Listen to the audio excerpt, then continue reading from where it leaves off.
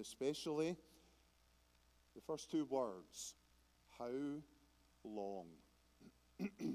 How long, O Lord, will you forget me forever? How long will you hide your face from me? How long must I take counsel in my soul and have sorrow in my heart all the day? How long shall my enemy be exalted over me?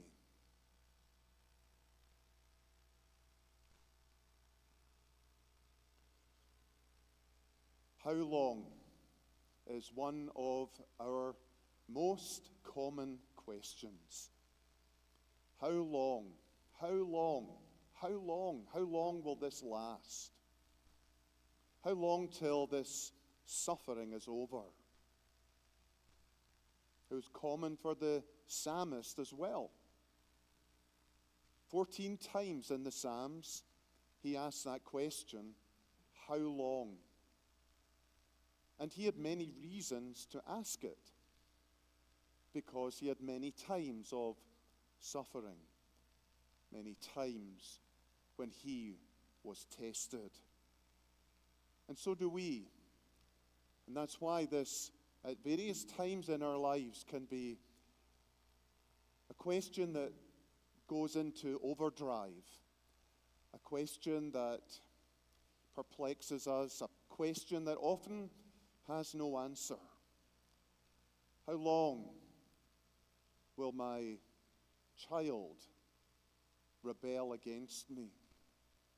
How long till this depression is over?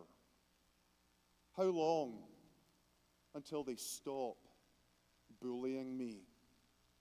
How long till I get a girlfriend or a boyfriend, a husband or a wife? How long until the conflict between my husband and I, or my wife and I, is over? How long until I get a job that will be more than just living paycheck to paycheck? How long will I be tested and tried like this? How long will this temptation go on? How long will the guilty get off innocent? And how long will the innocent be thought of as guilty? How long will this injustice go on? How long until I'm delivered from this time of disease and ill health? How long, O Lord? You've asked it, haven't you? There's probably something in your life right now that you are asking this about. There may be many things in your life that you're asking this about right now. And I want to tell you it's okay. If we follow the pattern of the psalmist in asking this question. Sometimes we do feel guilty about it, don't we? How long until you give me greater faith? How long until you stop me sinning in this way? And we can get bitter and we can get angry. But as we'll see in this psalm, there is a way to ask this question and get answers. And I want to show you 3 short answers to this long question, or this question about length. But first of all, what is God's answer to our how long questions? There is an answer. There are 3. But before that, let's just take a moment or two to consider how the psalmist was asking this question in this psalm. Our questions are long. We see this in 6 different ways in this psalm. He has 6 kinds of suffering going on that he asks, how long will this go on? And the first one is spiritual. How long, O Lord, says verse 1, will you forget me forever? How long will you hide your face from me? For a Christian, this is a desperate experience. All the Christian wants, isn't it, to know, I'm not forgotten by God. His face is shining on me. To spend even a day thinking God's forgotten me, God's hidden his face from me, that's an agony. That's a deep kind of spiritual suffering. And then there's mental suffering, which we see in verse 2. How long must I take counsel in my soul? What's going on here is, as he's asking these questions, his mind, his inside is swirling with possible answers. Maybe it's this, maybe it's that. Perhaps this, perhaps that. Maybe if I did this, maybe if I didn't do that. And we try and counsel ourselves. We try and advise ourselves. We try and encourage ourselves from within. But that gets wearisome too, doesn't it? It gets exhausting. You can only do that for so long until you end up saying, I can't do it anymore. How long do I speak to myself to try and encourage myself and get nothing in return? That's a mental anguish. Then there's emotional suffering. Verse 2, how long must I have sorrow in my heart all the day? We don't know the details of David's suffering, probably left general and vague so that we can all identify with it. And truly there are times in our lives when there is deep sorrow in our hearts. There's a heaviness, there's a grief, there's an indescribable pain that may manifest itself in an anxiety or panic or fear or depression, despair. These are deep emotional sufferings and sorrows. There's also external sufferings. It's not just all going on within his soul, his mind, his heart, because he points us also to his enemy. At the end of verse 2, how long shall my enemy be exalted over me? There were various times in David's life when, for one reason or another, usually no good reason, one person or many people opposed him and fought him, and even in some cases tried to kill him. And at various points it looked like they were going to succeed. They were triumphing. You think of Saul. You think of Absalom, his son. And how, for many long periods of David's life, he was losing. He was the loser and they were the winners.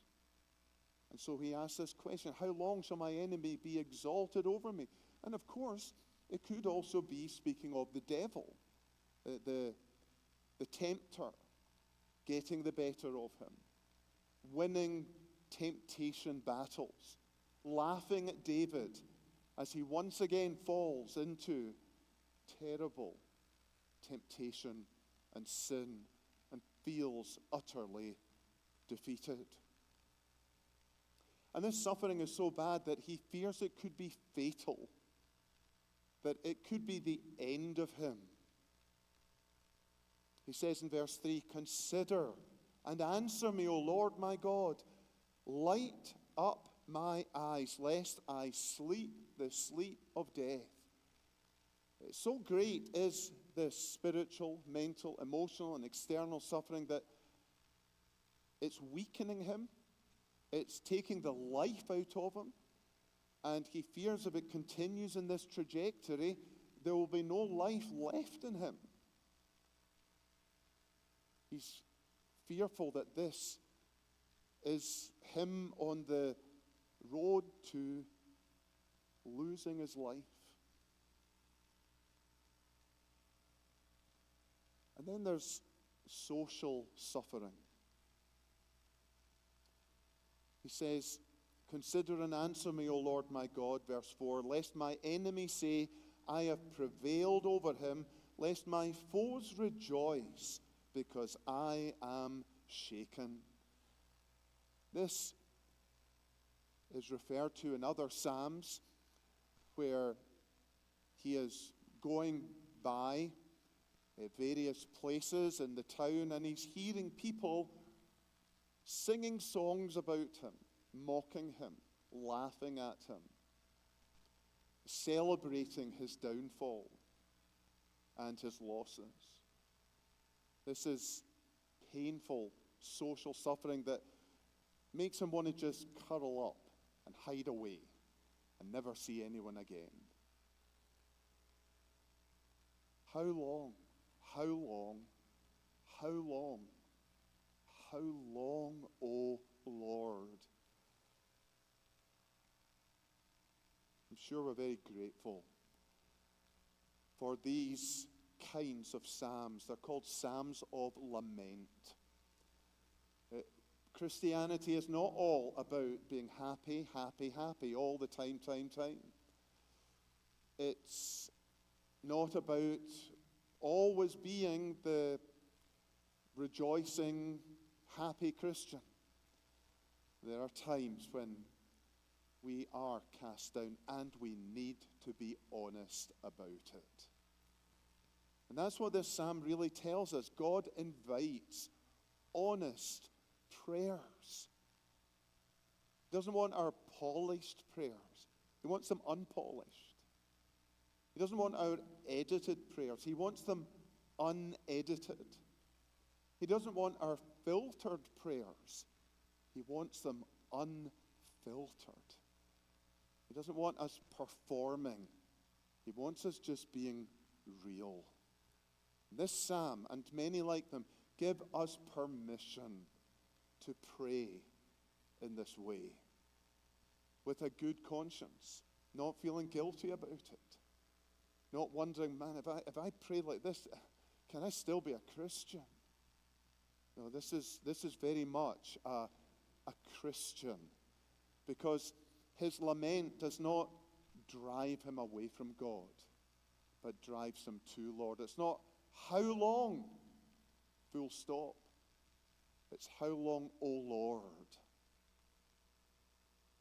He's bringing this pain, this suffering, this agony, these questions to the Lord instead of running away. And he's being utterly honest with him. Mark Vroegop, who wrote a book on Christian lament, said, lament is faith struggling for air. Lament is faith struggling for air. You ever felt like that? This psalm says, it's okay. It's okay. This is normal in an abnormal world. This does not mean you're not a believer. This does not mean you're not a Christian. You can have these long, deep questions and still be a believer, as long as you're bringing them to God. And as long as you're being honest with God. There's no point in having the questions, privately, and then you come to God in prayer or come to God in worship and you don't mention that. He knows already. We might as well bring it before him and say, Lord, this is who I am. This is where I am. And here are the words I can find to clothe these feelings, but even just let me use this psalm. these God-provided words to draw us to God in prayer. Our questions are long. Long suffering generates long questioning. Can go on for a long time. But,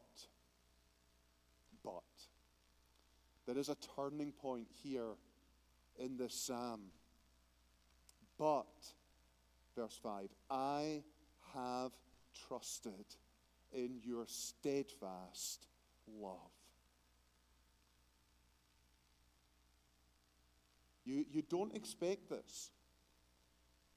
You expect after this long lament that he would just either turn his back on God and run away hopeless, that he would come out with harsh words of criticism against God. But he doesn't do that. As we'll see here, God's answers are short. Yes, we have long questions, but God's answers are remarkably short when we have long, and how long, questions. And although it's the psalmist here, you would say, well, this isn't God's answers. It is. God inspired this psalm. God inspired the psalmist both to lament and to reveal God's answers in how he responded to these times of lament. And so we see, first of all, God's first answer is trust. Trust me. As David does when he says, I have trusted in your steadfast love. Does he feel it? No. Does he see it? No. Does he believe it? Yes. Faith is not a feeling. It's a commitment to trust in God and to trust in his steadfast love, even when we see nothing of it.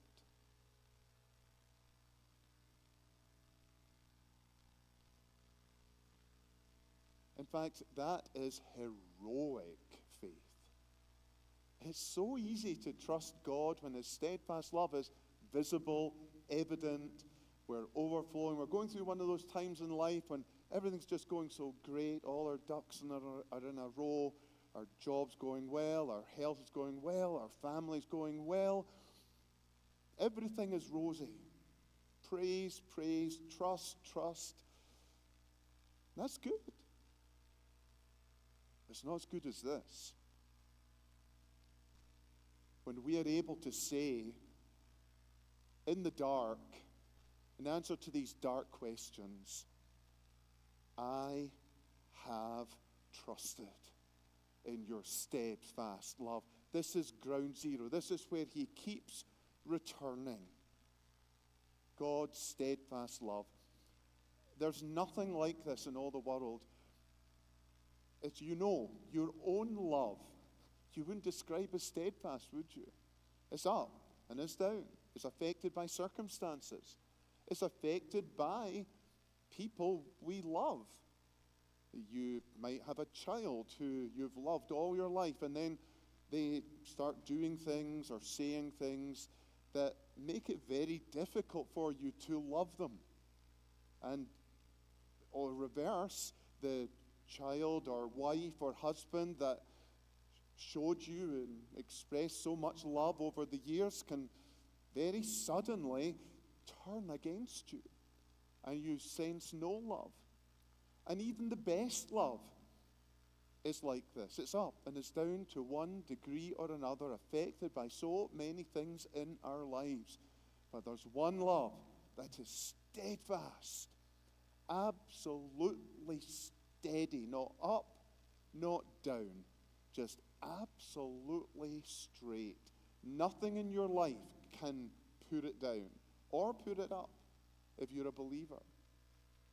It's a foundation to everything. God is good. That's what we keep coming back to. God is good. Keep telling yourself that. Keep trusting that is true. It's one of the greatest temptations in the Christian life. When circumstances change like this, one of the devil's great aims is to get us to doubt the steadfast love of God. And even if you doubt it, it's still steadfast if you're a believer. So this is God's first answer. Trust, believe. Take this to the bank as true. Plant your feet on this. God, you're so good. His second answer, though, is rejoice. Rejoice? What have I got to rejoice in? You've seen my family? You've seen my bank balance?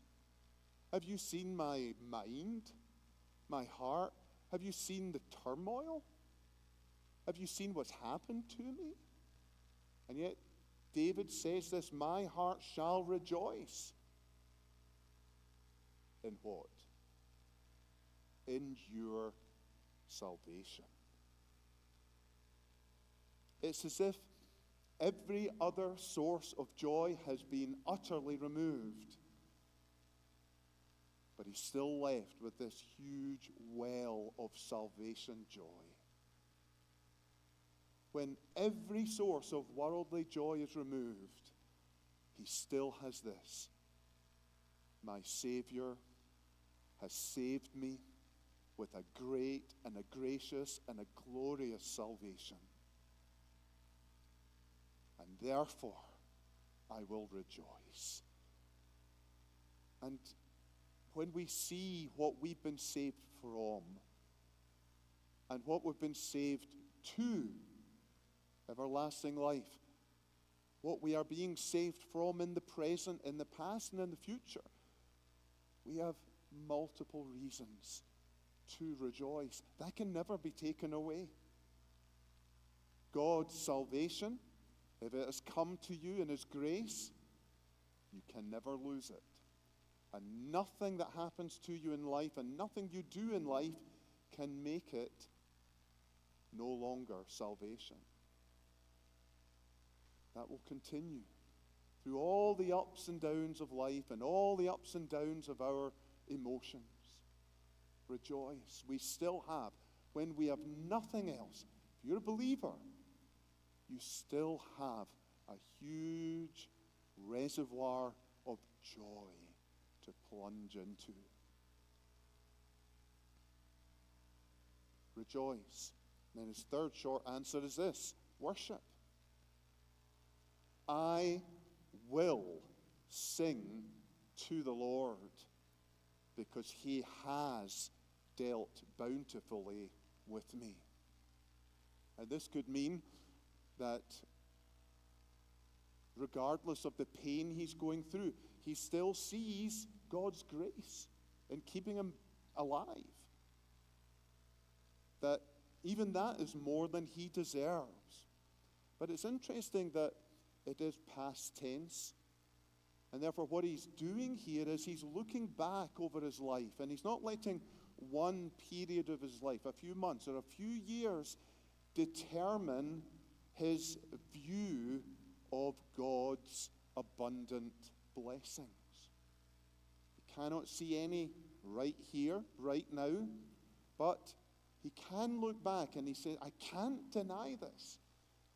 God has dealt generously, kindly, lovingly, bountifully, overflowingly with me at various points of my life. And therefore, I will worship. What's the psalmist doing here? It's as if he's on a mountain and he's got caught in the fog. And then the dark comes as well. And he's clinging to this rock face in the midst of this danger and this darkness. And he looks behind him and he sees the abyss. He looks down and he sees the jagged rocks. He looks up and he sees nothing but darkness. But then he realizes, my hands are on this immovable mountain. And as long as I can stay in contact with this piece of granite, I'm safe. And that's what the psalmist is doing here. The granite, the rock, the mountain that he's laying his hands of faith on is the character of God. It's trustworthy. It's a cause for joy. And it's a reason for worship. And it's not like he's, on a safe place. No, he's still in danger. He's still on this ledge. But he's clinging. Faith still clings in the darkness. Faith still puts its hands on God's character.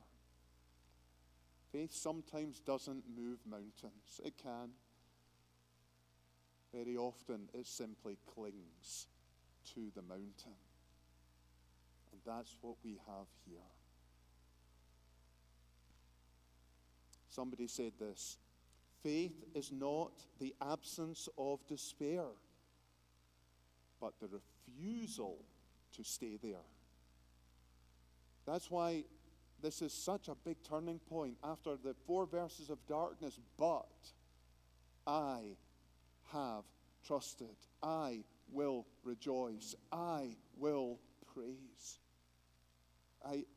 I have reasons to despair, but I also have reasons to trust and rejoice and worship.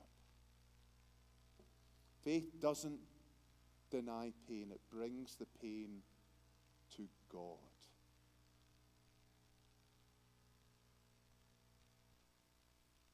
If we question God's timing, it's time to start trusting.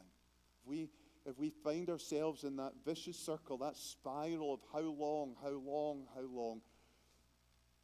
the only way out, the only way to unspiral is to take these 3 very short answers: trust, rejoice, and worship. So we see this terrible time in the psalmist's life. We put ourselves there. Emotional suffering, mental suffering, spiritual suffering, social suffering, external suffering. Feels all encompassing. But he comes out of that cloud with these 3 words that heal and help: trust, rejoice, and worship. So what's God's answer to our how long questions? How can we get our minds unscrambled? He says, trust, rejoice, and worship, to persevere through long suffering. Persevere through long suffering. If there's anyone who fulfilled this psalm, it was the Son of David, Jesus Christ. He had long questions. He had how long questions? You look at Gethsemane. You look at the cross itself. My God, why have you forsaken me? He himself identified with many of these lament psalms. If anyone knew about suffering, he did. Emotional, mental, physical, external, social, fatal suffering. And what this psalm is telling us is that he too fought. He too did not stay in despair, but avoided it by saying, I will trust my Father. I will rejoice in this great salvation that I am producing and creating to give to sinners. I will rejoice in that, and I will worship my Father for that. Christ entered our darkness so we could sing in our darkness. Try and think of him, believer, suffering for you. Whatever how longs you've had, he's had deeper. However big a question mark at the end of your how long, his question mark was far bigger. He had far more reason to ask it. But he also had that perfect faith that kept him unspiraling into the light. Both going on at the same time. One, then the other. One, then the other. Fighting, battling, ongoing struggle for faith in the midst of darkness. It was not easy for him. It was a battle. It was a fight. It wasn't easy, but it was perfect. So let's bring our how longs to him. And know that as believers, the how long will one day be over. Just as it was for Christ. When he asked it, the Father said, as long as it takes to save sinners. That's how long. And when that was done, he said, it's finished. It's over. And so it is with the believer. Our how longs will one day be over. Finished. No more battling. When we arrive in heaven. But for the unbeliever, who has no idea what this is about, who's never had any spiritual struggles, who doesn't have faith, what about you? Maybe sometimes in life you ask how long, but you don't take your how long to God, do you? You don't wrestle with God over it. You turn against God maybe. You run away from God. You badmouth God. Well, there will be a how long in your life after death, in hell. How long? How long? How long? And the answer too will be very short. Forever and ever and ever. It doesn't need to be that way. Bring your how longs to God now, when he can answer and help you, rather than wait until it's too late and he will not help you. Let's pray.